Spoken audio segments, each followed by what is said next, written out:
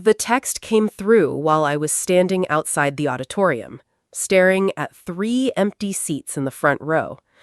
My promotion ceremony was supposed to begin in less than 15 minutes. Families were arriving, children were running between rows, proud parents were taking photos, spouses were straightening uniforms. The entire room buzzed with the kind of excitement that only comes after years of sacrifice finally pay off. And there I was, 41 years old, 20 years in the United States Army, about to be promoted to colonel, standing completely alone. My phone vibrated. Dad.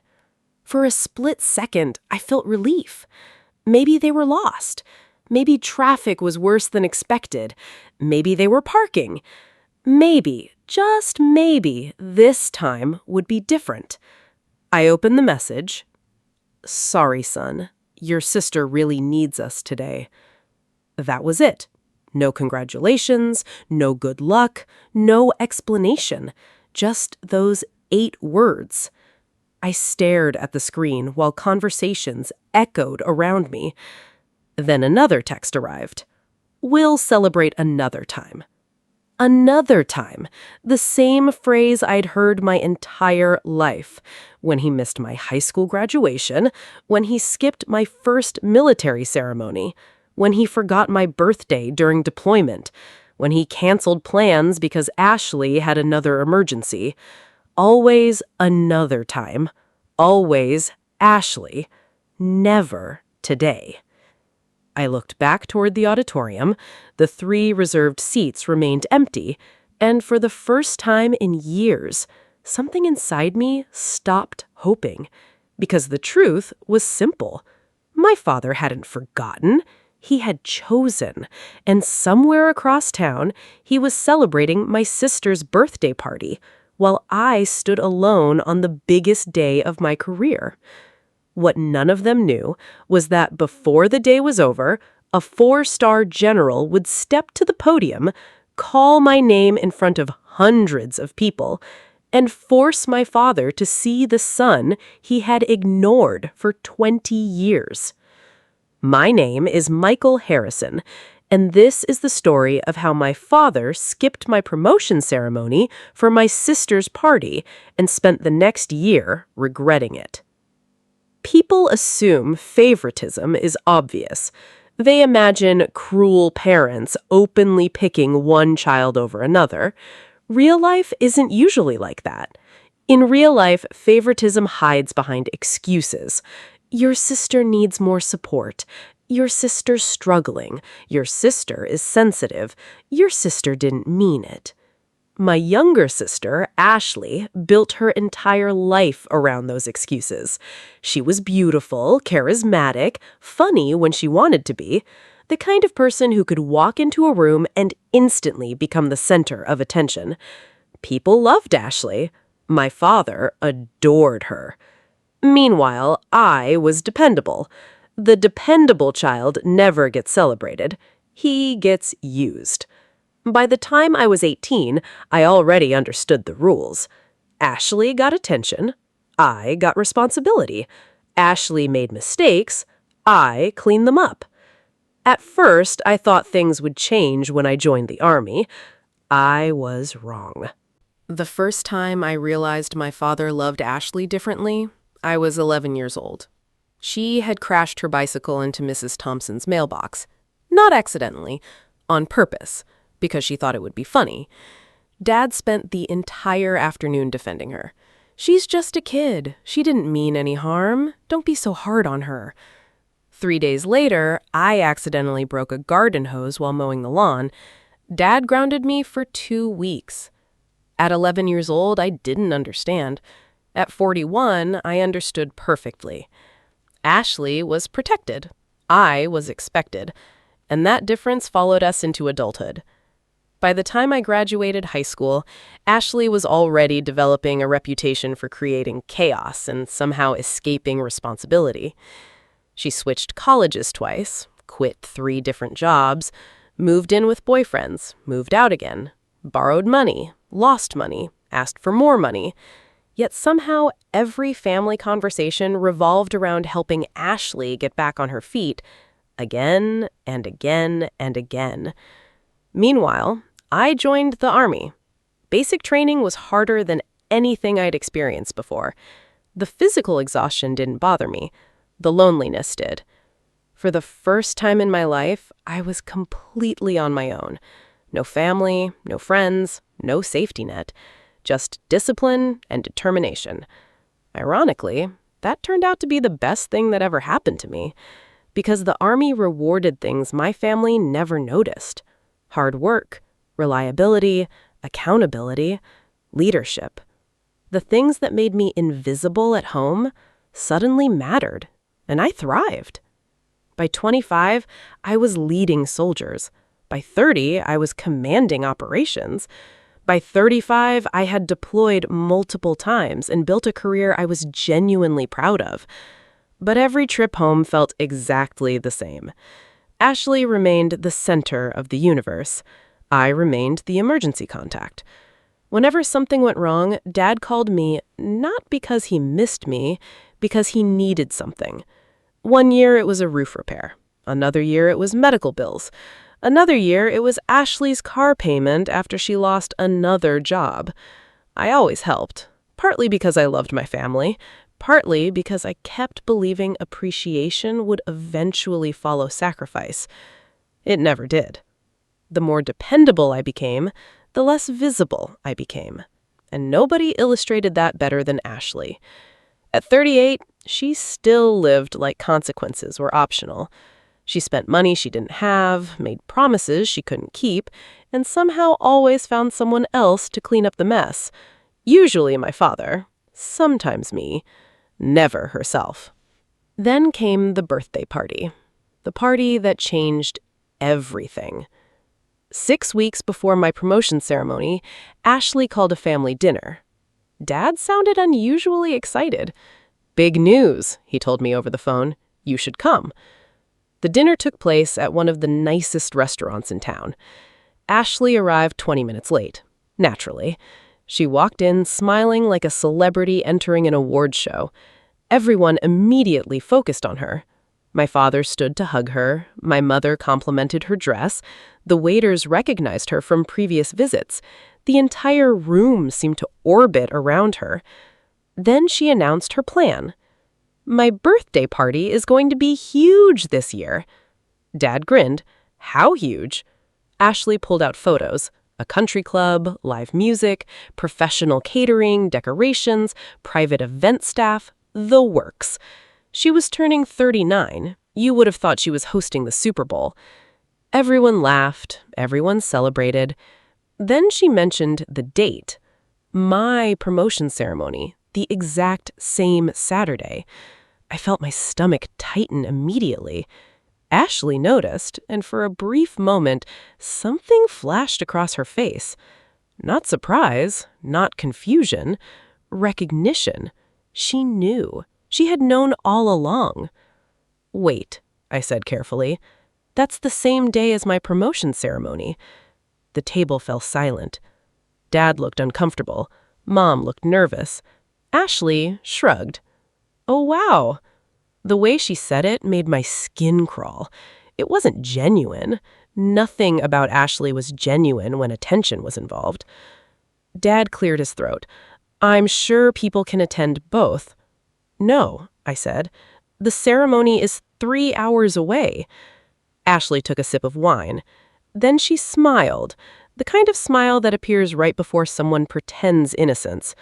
"Well," she said lightly, "people will just have to decide." Decide. The word echoed inside my head, because I already knew what would happen. Everyone at that table knew. Nobody said it out loud, but we all knew. Dad looked at me. "Don't make this a thing." A thing? 20 years of military service, multiple deployments, a promotion most officers spend their entire careers chasing, and somehow it was becoming a thing. I looked around the table. Nobody defended me. Not one person. My mother looked down at her plate. My aunt focused on her drink. Ashley looked pleased with herself. And Dad, well, Dad looked annoyed that I wasn't making this easier. The drive home that night felt longer than usual. I replayed every conversation in my head. Every excuse, every dismissal, every moment that somehow became my responsibility to understand. When I finally pulled into my driveway, Sarah was waiting on the porch. The moment she saw my face, she knew something was wrong. What happened? I sat beside her. Neither of us spoke for several seconds. Then I said the words that surprised even me. I think I'm finally tired. She frowned. Tired of what? I stared into the darkness. Being the one who always understands. Sarah reached for my hand, and for the first time in years, I began wondering what life would look like if I stopped trying to earn love from people who should have given it freely. What I didn't realize was that the real test was still coming. Because over the next month, my family would force a choice. And when they finally made it, they would reveal exactly where I stood. Not as a son, not as a brother, not as family, but as an afterthought. And that realization would follow me all the way to the front row of an auditorium filled with empty seats. The pressure started 3 weeks later. Not from Ashley, not from Dad, from everyone else. The family had quietly accepted what was happening, and now they wanted me to accept it too. The first call came from my Aunt Linda. I was reviewing reports in my office when my phone rang.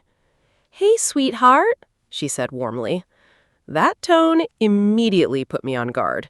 Nobody starts a difficult conversation sounding that friendly. After a few minutes of small talk, she finally got to the point. "Your father's under a lot of stress." There it was.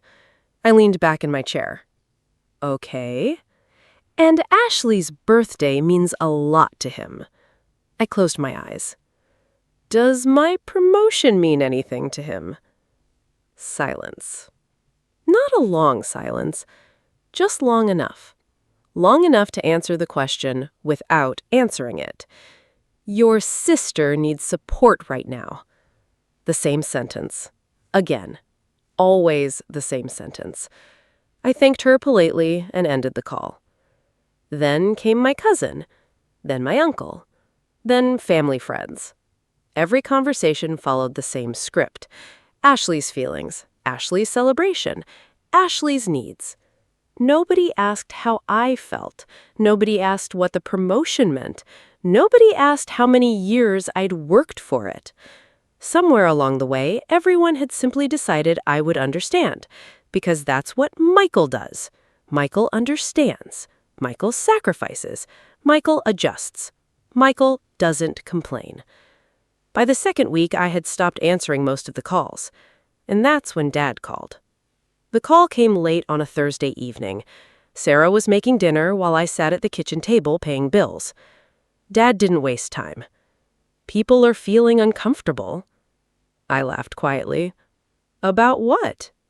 "You know what." "No?" He sighed. "About having to choose." I stared at the wall. "They already chose." His voice sharpened immediately. "That's not fair." "No? No." I stood and walked toward the back porch. "Then tell me something, Dad." Silence. "When was the last time Ashley was expected to sacrifice something for me?" Nothing. Not a word. Because he couldn't answer. The truth was simple. Ashley never sacrificed. Ashley received. The rest of us adjusted around her. Dad finally spoke. "Your sister's always been more emotional." I almost laughed. More emotional? The woman was nearly 40 years old. "She's your daughter. And you're my son. Then why does it never feel like it?" The silence that followed felt different. For the first time, I think, Dad actually heard the question. But hearing and understanding aren't the same thing. Eventually, he said something that settled into my chest like a stone. She needs us more than you do. There it was, the sentence, the truth, the confession, the thing nobody had ever said out loud before. I looked out into the darkness behind our house. For years, I'd believed the problem was that Dad didn't realize what he was doing. Now I understood. He knew. He simply believed it was justified, because Ashley needed people, and I survived without them. Strong people become invisible eventually. People stop seeing effort. They only see capability. I ended the call politely. Then I sat on the porch for almost an hour. Not angry, not hurt, just finished. Something fundamental shifted inside me that night. For the first time, I stopped expecting my family to become people they had never been. And strangely enough, that realization brought peace. Promotion week arrived faster than expected. The ceremony was scheduled for Saturday morning. Ashley's birthday party was Saturday afternoon. The entire family group chat exploded with birthday updates, photos, decorations, menus, guest lists, entertainment. Nobody mentioned the promotion. Not once. Not a single message, not a single question, not even a simple, "How are you feeling?" It was like my biggest career achievement had vanished. Sarah noticed. Of course she did. She always noticed. One evening, she sat beside me on the couch. "Can I ask you something?" "Sure." "If nobody came—" I already knew where she was going. I stared at the television. "If nobody came," she continued carefully, "would you still be proud of what you've accomplished?" The question hit harder than I expected, because the honest answer was yes. Of course I would. I had earned every step, every deployment, every promotion, every responsibility. The problem wasn't pride. It was wanting the people you love to care. Eventually, I nodded. "Yeah." She squeezed my hand. "Then don't let them take this away from you." I smiled. For the first time in weeks, I actually smiled. Because she was right. No matter who showed up, I still earned the moment. Friday night arrived, the night before the ceremony. I checked my phone one final time. No message from Dad, no message from Ashley, nothing. At 9:47 p.m., a notification finally appeared. The family group chat. Ashley had posted another photo. The country club ballroom, decorated from floor to ceiling, gold banners, fresh flowers, live band. The caption read, "Tomorrow is going to be unforgettable." Dozens of relatives replied. Heart emojis, congratulations, excitement, celebration. I scrolled through every comment. Not one person mentioned my promotion. Not one. I locked my phone, then quietly set it face down on the table. Because at that moment, I finally understood something. Tomorrow wasn't going to reveal who loved me. Tomorrow was going to reveal who already had. And deep down, I wasn't sure I was ready for that answer. The next morning, I woke before sunrise. The house was quiet. Sarah was still asleep. For a few minutes, I simply sat on the edge of the bed, staring into the darkness, trying to prepare myself, trying to lower my expectations, trying not to hope. Because hope was dangerous. Hope creates disappointment. Eventually, I stood, put on my uniform, adjusted my collar, checked my ribbons, then looked into the mirror. 20 years. 20 years of service. 20 years of sacrifice. 20 years of becoming someone my younger self would barely recognize. For a moment, I felt proud. Then I looked at my phone. Still nothing. No message, no call, no good luck, no congratulations. Nothing. Sarah appeared in the doorway. She walked over and straightened my collar, then kissed my cheek. "You ready, Colonel?" I smiled. "Almost." What neither of us knew was that before the day ended, an entire auditorium would stand to its feet, a four-star general would stop the ceremony, and my father would finally discover exactly who his son had become. Unfortunately for him, that realization would come too late. The 3 empty seats. The drive to the auditorium took 40 minutes. Sarah sat beside me quietly, one hand resting on mine. Neither of us talked much. There wasn't anything left to say. The weather was perfect. Clear skies, cool air, the kind of day people remember, the kind of day parents tell their grandchildren about years later, the kind of day my father chose to miss. When we arrived, the parking lot was already filling. Families walked toward the entrance carrying flowers and cameras. Children ran ahead of their parents. Retired veterans greeted former colleagues. Everywhere I looked, people had someone. A wife, a husband, a parent, a friend. Someone. Inside the auditorium, I immediately noticed the front row. 3 reserved seats. Harrison family. My chest tightened. Still empty. "It's early," Sarah whispered. I nodded, but we both knew.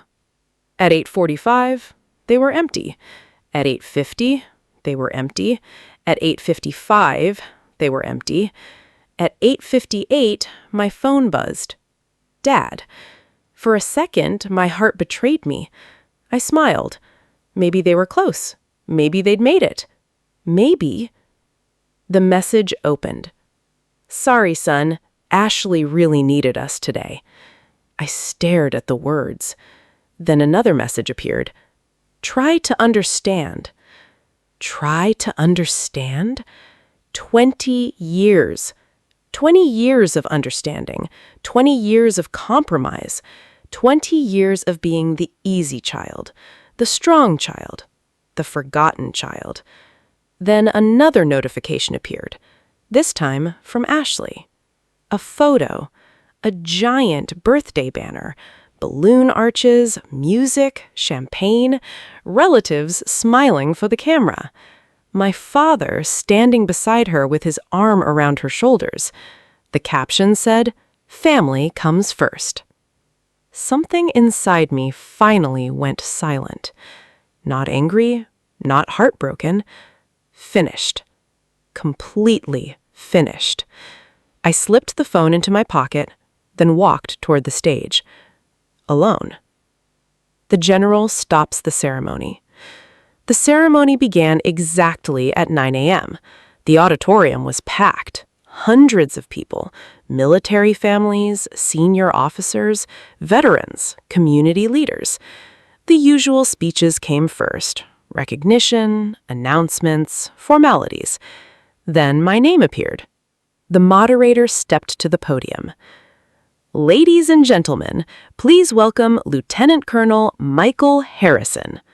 Applause filled the room. I stood, adjusted my uniform, walked toward the stage. Then something unexpected happened. General Robert Whitaker raised his hand. The applause stopped. The room fell silent. Even the moderator looked confused, because this wasn't in the program.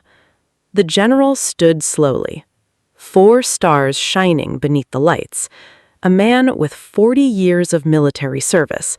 A man respected by everyone in that building. He walked to the microphone, then looked directly at me. For several seconds, he said nothing. The silence became uncomfortable. Then he smiled. "Before we continue," he paused, "I need to say something." The room became completely still. "I've attended hundreds of promotion ceremonies." Another pause. "But today is different." People exchanged confused looks. I felt my stomach tighten. What was happening? Then the screen behind the stage came alive. Photographs appeared. My photographs. Deployment photos, mission photos, training operations.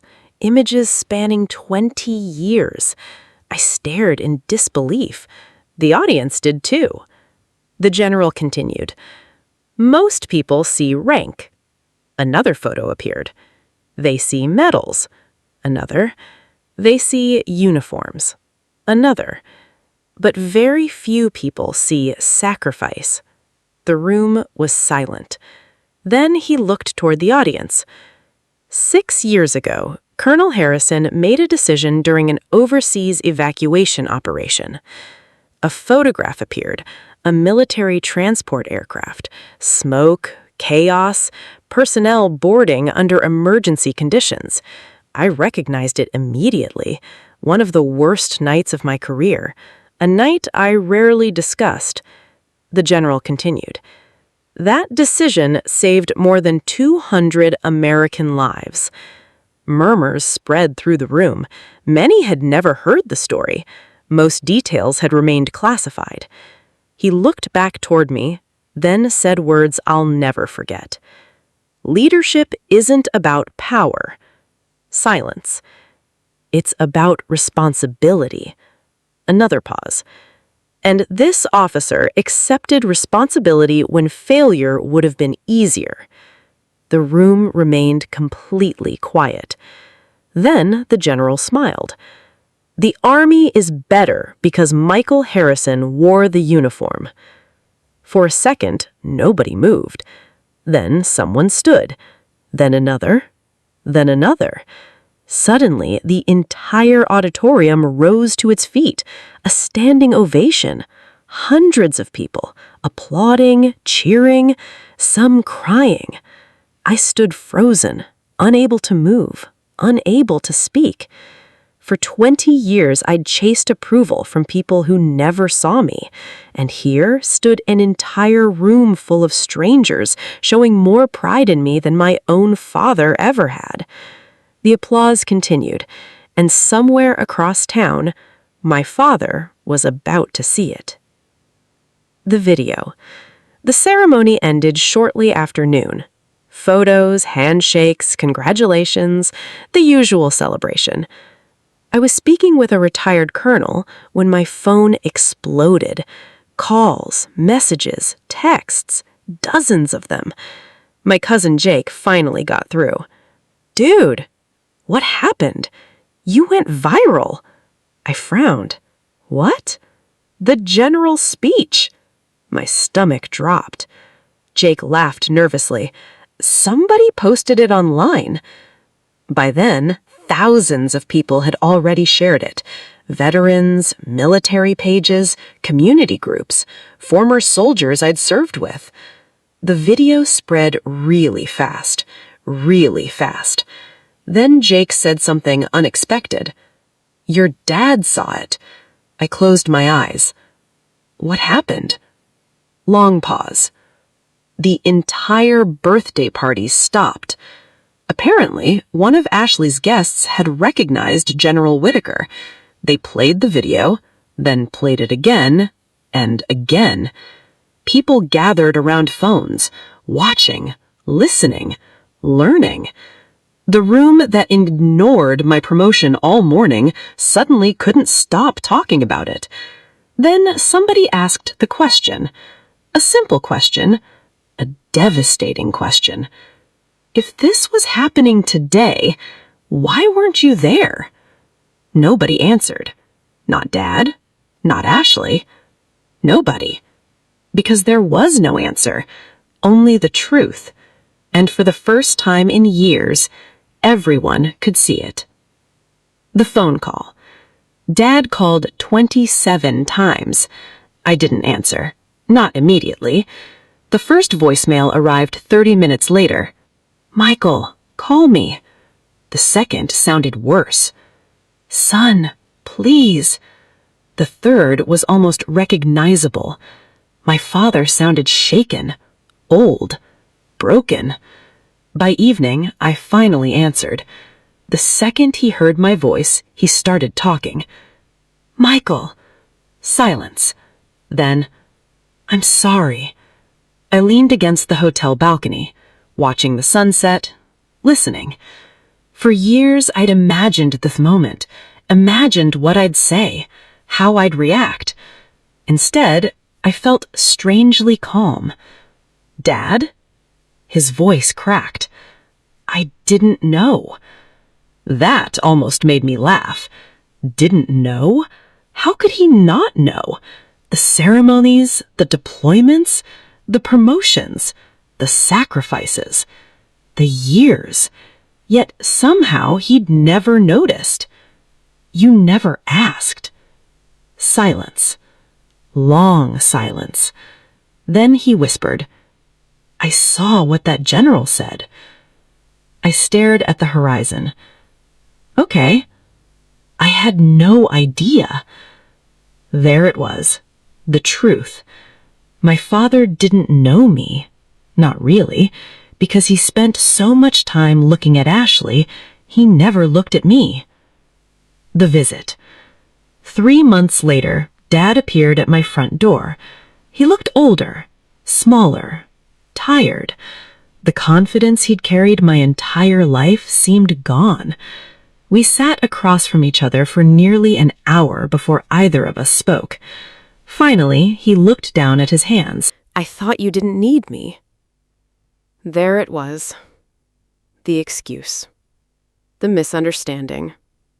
The tragedy. Strong children don't stop needing parents. They just stop asking. I looked directly at him. You know what hurts the most? He swallowed. What? I wasn't asking for anything special. Silence. I just wanted my father to show up. His eyes filled immediately. And for the first time in my life, my father cried. Not dramatically, not loudly, just quietly. The way broken people cry when they finally see the damage they've caused. After several minutes, he whispered, "I failed you." I nodded. Yeah. Because sometimes the truth matters more than comfort. Epilogue. Our relationship never became perfect. Real life doesn't work that way. Some wounds heal, some scars remain. But something changed after that day.